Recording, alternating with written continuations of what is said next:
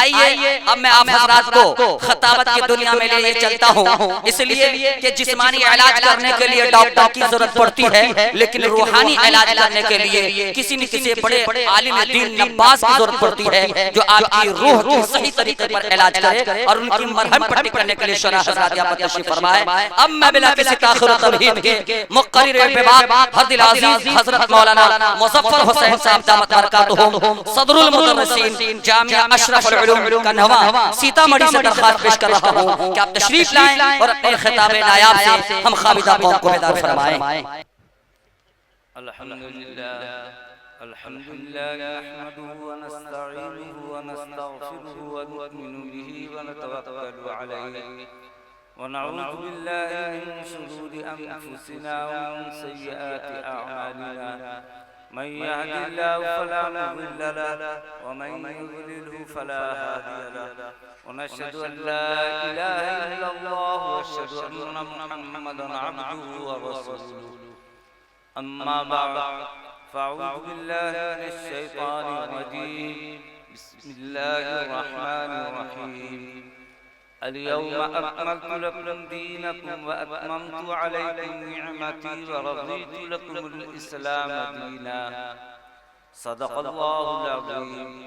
व क़ाल अन-नबिय्यु सल्लल्लाहु अलैहि वसल्लम तरक्तु फ़ीकुम अमरैन लन तज़िल्लू मा तमस्सक्तुम बिहिमा किताबुल्लाहि व सुन्नती औ कमा क़ाल अलैहि सलातु वस्सलाम। हजरात इधर उधर जाने का माहौल न बना। अब इसके बाद चतुर्वेदी साहब की बारी है, उनकी आमद हो चुकी है, इंशाअल्लाह उनका पूरा खिताब होगा। दिलजमी के साथ बैठे। मेरे मुहतरम बुजुर्गों और दोस्तों, अल्लाह तबारक व तआला ने बेशुमार मखलूक़ात को पैदा किया है, जिसकी हम गिनती भी नहीं कर सकते कि मखलूक़ात कितनी। वो अल्लाह ही के इल्म में है कि कितनी मखलूक़ात को अल्लाह तबारक व तआला ने पैदा किया है। लेकिन खास तौर पर अपनी इबादत के लिए अल्लाह तबारक व तआला ने दो मखलूक को पैदा किया। चुनांचे कुरान पाक के अंदर अल्लाह तबारक व तआला ने खुद ही फरमाया, वमा खलक़तुल जिन्न वल इंस इल्ला लियअबुदून, कि मैंने इंसान और जिन्नात को दोनों को अपनी इबादत ही के लिए पैदा किया है। गोया कि अल्लाह के पैदा करने का मंशा इंसान और जिन्नात को अपनी इबादत का काम ले लेना। चुनांचे अल्लाह तबारक व तआला ने रिज़्क़ की जिम्मेदारी अपने सर, वमा मिन दाब्बतिन फिल अर्ज़ि इल्ला अलल्लाहि रिज़्क़ुहा, जमीन पर जितनी चीजें रेंगने वाली चलने वाली है, तमाम चीजों की रिज़्क़ अल्लाह के जिम्मे है कि अल्लाह तबारक व तआला खिलाता है, पिलाता है। अब जाहिर बात है कि हमारी अक्ल ऐसी नहीं है कि हम अच्छे बुरे में तमीज कर सके और ये छांट सके और देख सके कि कौन सी चीज अच्छी है और कौन सी चीज बुरी है। चुनांचे अल्लाह तबारक व तआला ने हम लोगों की हिदायत के लिए अंबिया अलैहिस्सलातु वस्सलाम को मबऊस फरमाया और नबी ने आकर के हमें अल्लाह का हुक्म बतलाया। उसी कड़ी में से एक कड़ी नबी आखिर ज़मा जनाब मुहम्मद रसूलुल्लाह सल्लल्लाहु अलैहि वसल्लम।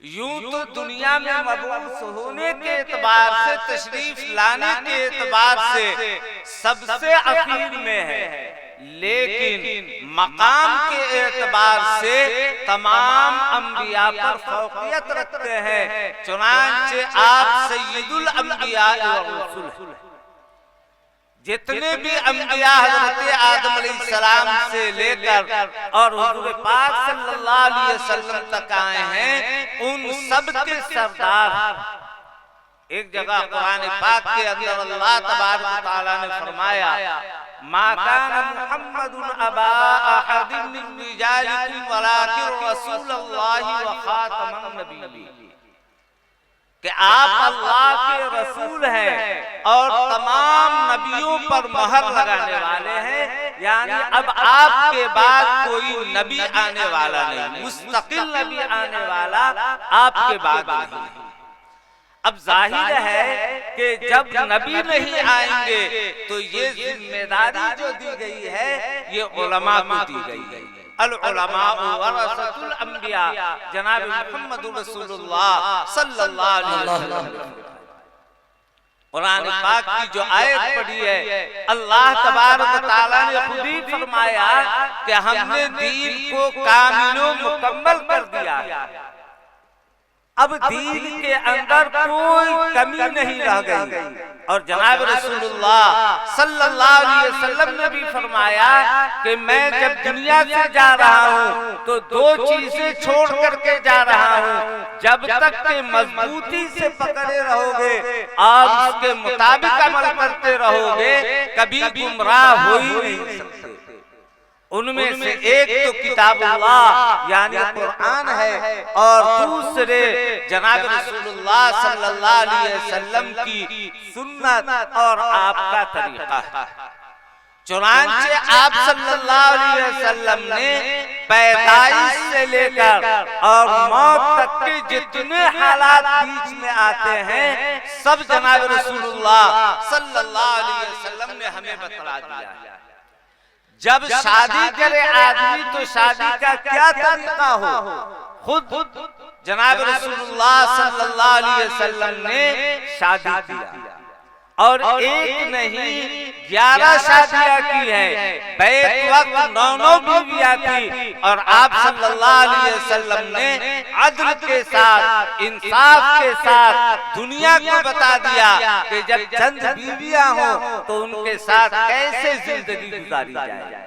आपने सुना होगा सबसे पहले जनाब रसूलुल्लाह सल्लल्लाहु अलैहि वसल्लम का निकाह हजरत खदीजतुल कुबरा रज़ियल्लाहु ताला अन्हा से हुआ और वो भी पहले 2 मर्तबा बेवा हो चुकी थी, यानी शौहर इंतकाल कर गए थे। पहली शादी इंतकाल कर गए, दूसरी इंतकाल कर गए और उसके बाद जनाब रसूलुल्लाह सल्लल्लाहु अलैहि वसल्लम ने तीसरी मर्तबा शादी किया, वो आपकी जिंदगी में वफात पा गई। उसके बाद ही आप सल्लल्लाहु अलैहि वसल्लम ने बकिया अज़वाज मुतहहरात से निकाह किया है और आपने ये बतला दिया कि शादी करने के बाद निकाह करने के बाद अदल इंसाफ कैसे होता है।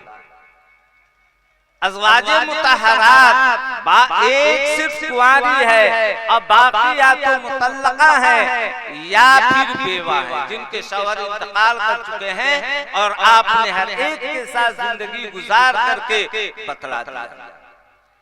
हजरत उम्मे सलमा रज़ियल्लाहु ताला अन्हा को जब निकाह का पैगाम भेजा तो उन्होंने कहा कि मैं माजूर हूँ, मेरे पास बच्चे हैं, उनका क्या करूँगा। जनाब रसूलुल्लाह सल्लल्लाहु अलैहि वसल्लम ने कहा कि मैं उसकी परवरिश कर दूंगा, मैं उसको अपनी तरबियत में रखूंगा, अब तुम तैयार हो। उसके बाद आपने निकाह फरमाया और हक अदा किया। एक रिवायत के अंदर है कि आप सल्लल्लाहु अलैहि वसल्लम जो हजरत उम्मे सलमा रज़ियल्लाहु ताला अन्हु के बेटा है और अबू सलमा के भी बेटा है, आप सल्लल्लाहु अलैहि वसल्लम की जो बीवी है उम्मे सलमा रज़ियल्लाहु ताला अन्हा, उनके पहले शौहर से बच्चे हैं। आप सल्लल्लाहु अलैहि वसल्लम एक प्लेट में खिला रहे हैं। बच्चों की आदत होती है कभी अपने सामने से, कभी दूसरे के सामने से, कभी बीच में से खाना शुरू करते हैं। जनाब रसूलुल्लाह सल्लल्लाहु अलैहि वसल्लम ने छोड़ नहीं दिया, बल्कि फरमाया खाओ लेकिन दाएं हाथ से खाओ और अपनी तरफ से खाओ, यानी अपने सामने से खाओ। हम लोग बहुत मामूली चीज समझते हैं, लेकिन आप सल्लल्लाहु अलैहि वसल्लम ने वो तरीका भी हमें सिखला दिया खाना कैसे खाना है। पानी कैसे पीना है, शादी ब्याह कैसे करना है, बाकी जिंदगी कैसे गुजारना है। एक बीवी हो तो कैसे जिंदगी गुजारेंगे, अगर चंद बीवियां हो तो कैसे जिंदगी गुजारेंगे, सारे तरीके जनाब रसूलुल्लाह सल्लल्लाहु अलैहि वसल्लम ने बता दिए। हजरत अली रज़ियल्लाहु ताला अन्हु को हजरत फातिमा रज़ियल्लाहु ताला अन्हा से हजरत हसन रज़ियल्लाहु ताला अन्हु पैदा हुए, हजरत हुसैन रज़ियल्लाहु ताला अन्हु पैदा हुए। आपने दोनों की तरफ से कुर्बानी और कुर्बानी करके यानी अकीका करके बतला दिया कि अकीका कैसे किया जाए, कितने दिनों के अंदर किया जाए, बेहतर तरीका क्या है, सर को कब खिलाया जाए और उसके बाल के बराबर सदका किया जाए, सारे तरीके सिखलाए। आप सल्लल्लाहु अलैहि वसल्लम के खुद औलाद पैदा हुई, 4 बेटियां हैं, 3 बेटे हैं। आपने बतला दिया कि बेटी के साथ कैसे रहा जाए, बेटों के साथ कैसे रहा जाए।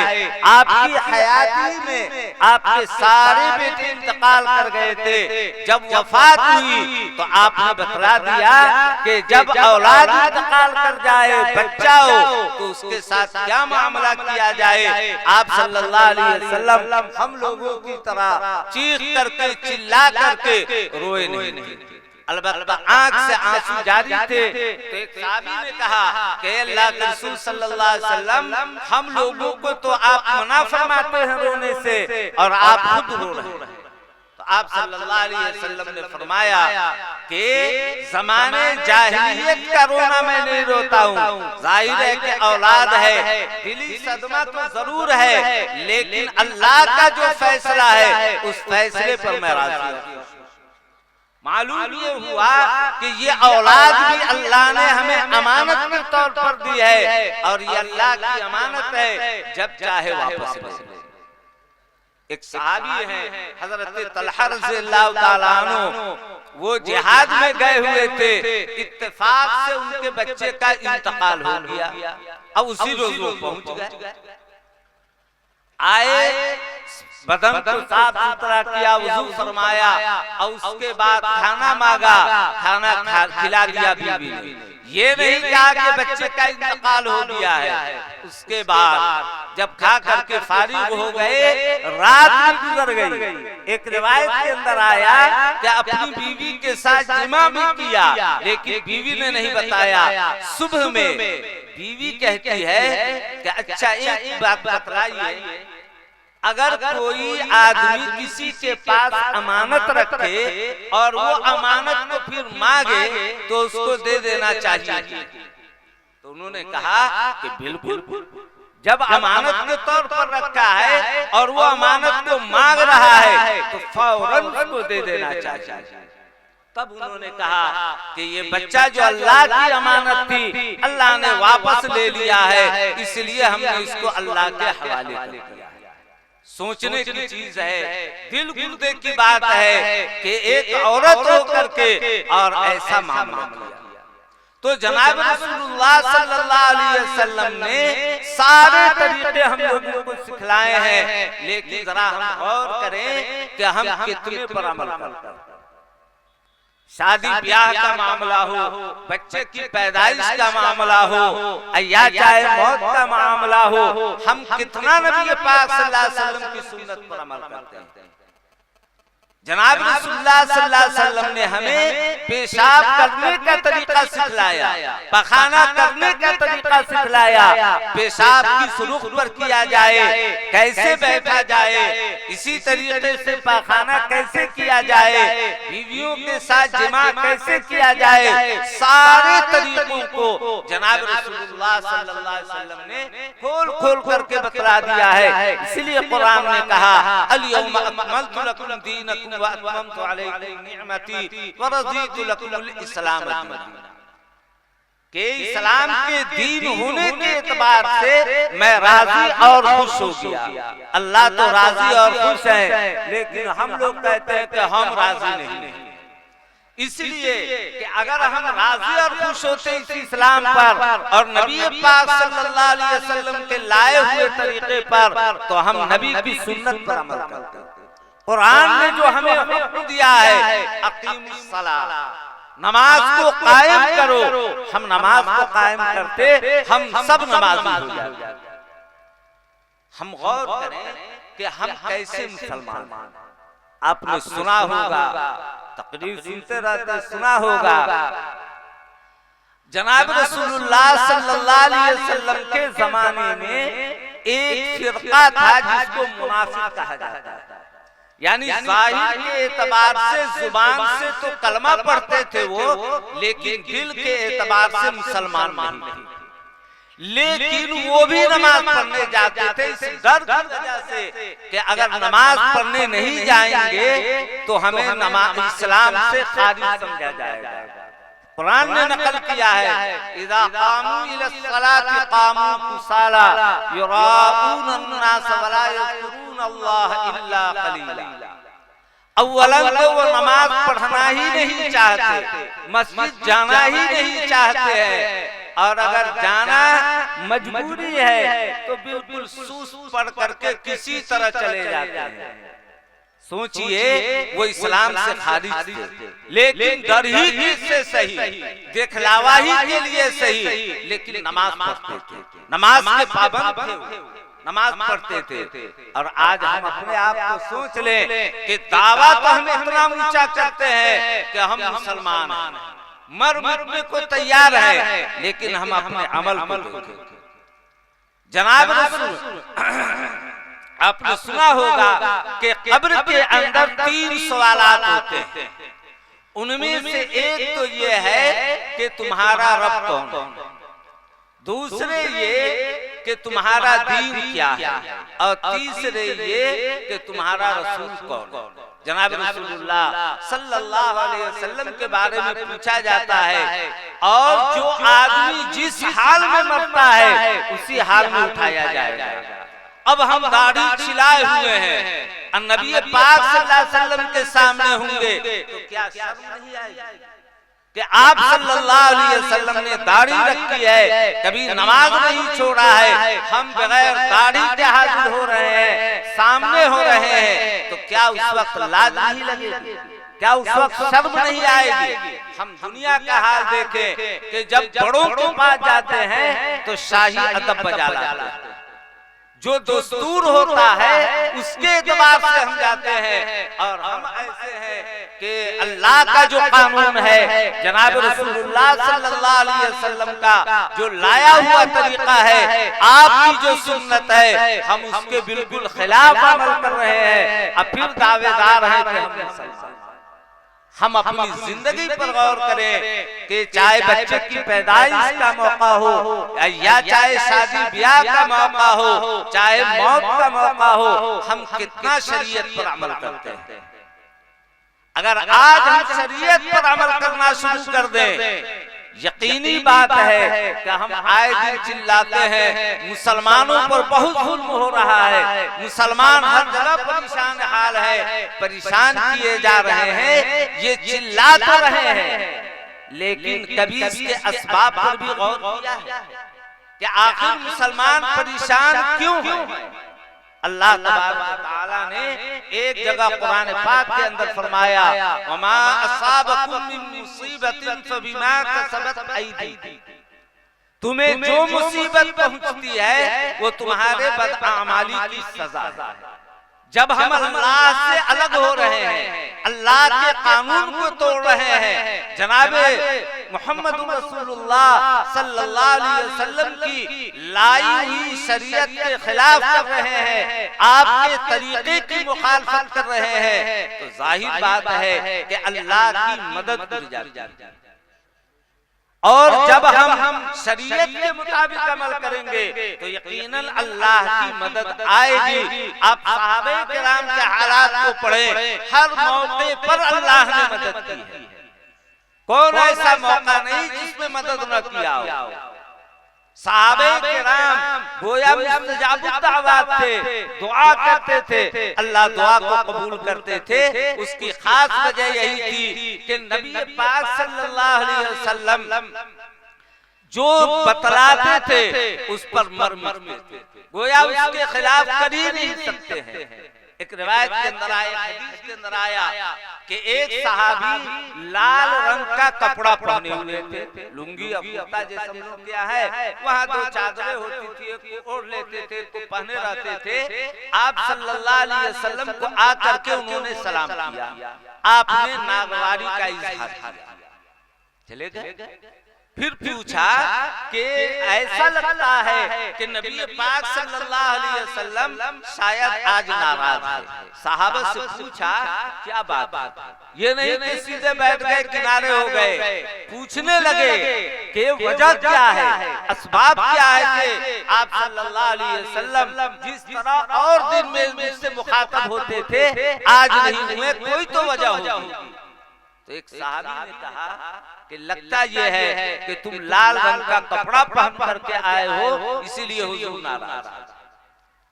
फौरन वो सहाबी गए और घर जा करके चूल्हे में जला करके और उसके बाद आ गए। और ये भी नहीं कि आप सल्लल्लाहु अलैहि वसल्लम को इत्तला दिया, बस जला दिया। फिर किसी मौके पर आप सल्लल्लाहु अलैहि वसल्लम ने पूछा कि वो कपड़ा क्या हुआ, तो फरमाया कि जला दिया। आपको नागवार देखा कि शायद आप इसकी वजह से मुझसे नाराज है तो मैंने जला दिया। तो आप सल्लल्लाहु अलैहि वसल्लम ने फरमाया घर में दे देते, यानी बीवी को दे देते, वो इस्तेमाल कर लेती, जलाने की जरूरत नहीं थी। लेकिन सहाबा को ये भी गवारा नहीं था कि ये पूछ लें कि इसका क्या करें, घर में दे नहीं दे नहीं। आप सल्लल्लाहु अलैहि वसल्लम को खुश करने के लिए गोया अल्लाह को खुश करना है, बस जो आपकी राय हो, जो आपका मशवरा हो, जो आपका हुक्म हो कर गुजरते थे, उसमें पसो पेश नहीं करते थे। लेकिन आज हम अपने हाल पर गौर करें कि हम कितना शरीयत पर अमल करते हैं। शादी ब्याह के मौके पर तो खास तौर पर हम लोग हद कर देते हैं।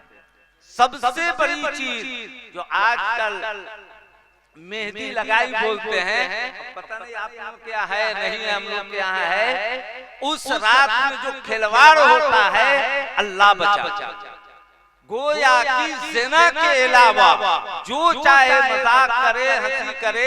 और अब तो एक रिवाज बहुत सी जगहों पर देखा है कि अंडा बदन पर फेंक करके और फोड़ते हैं। एक तो तज़िये माल है, माल को बर्बाद करना है। दूसरे ये कि हल्दी वगैरह जो लगाते हैं, महरम गैर महरम सब लोग होते हैं और उसके बदन पर लगाते हैं, ये भी नाजायज और हराम है। ये बिल्कुल जायज नहीं है कि गैर के सामने अपने बदन को खोले, या जो सत्र का हिस्सा है मर्द के लिए हो या औरत के लिए, दूसरों के सामने खोलना नाजायज और हराम। हाँ, जरूरत के वक्त बीवी अपने शौहर के सामने, शौहर अपनी बीवी के सामने खोल सकते, वो भी बदरजा मजबूत। हदीस के अंदर आता है कि हज़रत आयशा रज़ियल्लाहु ताला अन्हा खुद फरमाती हैं कि उम्र भर ना तो हुजूर पाक सल्लल्लाहु अलैहि वसल्लम ने मेरे सत्र को देखा और न मैंने हुजूर के सत्र को देखा, इस कदर एहतियात करते थे। लेकिन आज जरा हम देख ले और गौर कर ले, काम काज करने वाले फाना बांध लेते हैं, अब पूरा खुला रान खुली रहती है, ये भी नाजायज है। एक साहब के हमारे यहाँ बेचारे इंतकाल कर गए, मजदूरी का काम करते थे, कपड़ा छापते थे घरों पर। हमारे यहाँ नाइम साहब रहमतुल्लाह अलैह थे, हज़रत क़ादी तैयब साहब रहमतुल्लाह अलैह, तो उन्होंने कहा उनसे, वो समझिए कि बहुत बोलते थे, तो उन्होंने कहा समझिए कि नाजायज काम क्यों करते हैं, अपने भी गुनहगार होते हैं और सबको गुनहगार बनाते हैं। तो उन्होंने कहा कि क्या हुआ, यानी ये तवज्जो भी नहीं है, गुनाह भी कर रहे हैं और तवज्जो भी नहीं है। अगर गुनाह की तरफ तवज्जो हो जाए तो जाहिर है कि आदमी कभी न कभी तौबा कर लेगा। इसीलिए बिदअती को कभी तौबा की तौफीक नहीं होती, इसलिए कि जो बिदअती होता है वो जो है गुनाह के काम को सवाब का काम समझ करके करता है, कभी तौबा की तौफीक नहीं। लेकिन अगर कोई गुनाह करता है और ये समझता है कि ये गुनाह का काम है, कभी न कभी उसको तौबा की तौफीक हो जाए, यकीनन वो तौबा कर लेगा, क्योंकि गुनाह को गुनाह समझ रहा है। बहरहाल उनसे कहा कि क्या हुआ, यानी कौन सा गलत काम है, तो बतलाया है ने कि ये नाजायज है खोलना, यानी नाक से लेकर के और ठेवना के नीचे तक इस हिस्से को खोलना नाजायज और हराम। फौरन उसको खोल लिया, हम लोग देखे हुए उनको, और एक जो है पैजामा सिलवाया उन्होंने, जो नाप पर बांधते थे पैजामा की तरह, और ठेहुना से नीचे तक किए हुए थे, और जब तक काम करते उसी को पहन करके काम करते थे, और जब वहां से आ जाते काम करके, अब उसके बाद चाहे पैजामा पूरा पहनते या लुंगी पहनते, लेकिन काम के वक्त उतना पहन लेते थे कि सतर किसी हाल में न। तो जब हम सब चीजों पर गौर करेंगे और अमल करेंगे तो यकीनन हमें नबी पाक सल्लल्लाहु अलैहि वसल्लम की शफाअत नसीब होगी, और नबी पाक सल्लल्लाहु अलैहि वसल्लम हमसे खुश होंगे तो जन्नत मिलेगी।